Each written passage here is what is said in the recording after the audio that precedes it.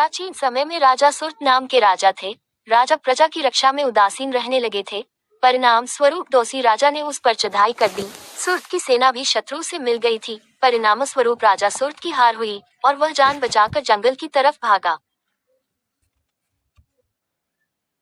उसी वन में समाधि नाम का एक बनिया अपनी स्त्री एवं संतान के दुर्व्यवहार के कारण निवास करता था।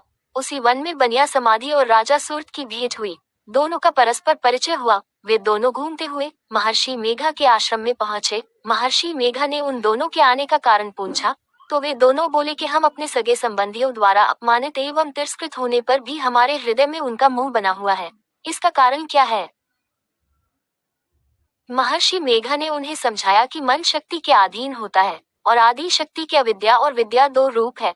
विद्या ज्ञान स्वरूप है और अविद्या अज्ञान स्वरूप। जो व्यक्ति अविद्या अज्ञान के आदिकरण रूप में उपासना करते हैं उन्हें वे विद्या स्वरूपा प्राप्त होकर मोक्ष प्रदान करती है। इतना सुन राजा सुर्त ने प्रश्न किया, हे महर्षि, देवी कौन है? उसका जन्म कैसे हुआ?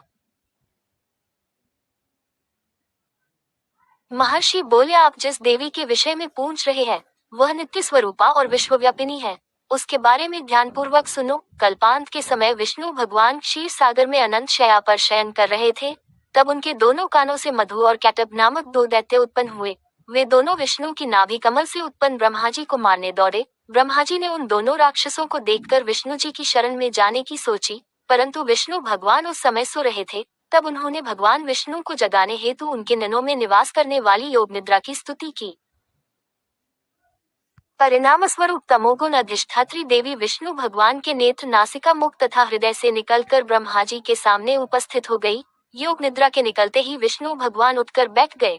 भगवान विष्णु और उन राक्षसों में 5000 साल तक युद्ध चलता रहा। अंत में मधु और कैटब दोनों राक्षस मारे गए। ऋषि बोले, अब ब्रह्मा जी की स्तुति से उत्पन्न महामाया देवी की वीरता तथा प्रभाव का वर्णन करता हूँ, उसे ध्यानपूर्वक सुनो। एक समय देवताओं के स्वामी इंद्र तथा दैत्यों के स्वामी महिषासुर में सैकड़ों वर्षों तक घनघोर संग्राम हुआ। इस युद्ध में देवराज इंद्र की पराजय हुई और महिषासुर इंद्रलोक का स्वामी बन बैठा। अब देवतागण ब्रह्मा के नेतृत्व में भगवान विष्णु और भगवान शंकर की शरण में गए।